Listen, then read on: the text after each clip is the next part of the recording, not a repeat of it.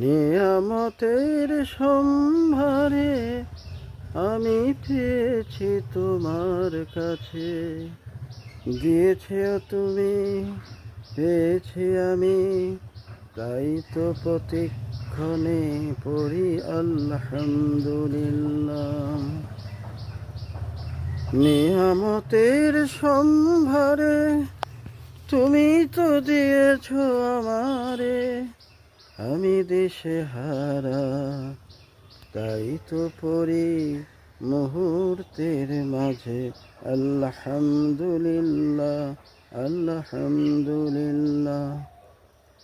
বিধাতা বলেছেন, কোন ব্যক্তি যদি প্রতিক্ষণে মুহূর্তে যে অবস্থায় শুকরিয়া জ্ঞাপন করে, কোরআনের ভাষায় আল্লাহ বলেছে নিয়ামত বাড়িয়ে দেবে।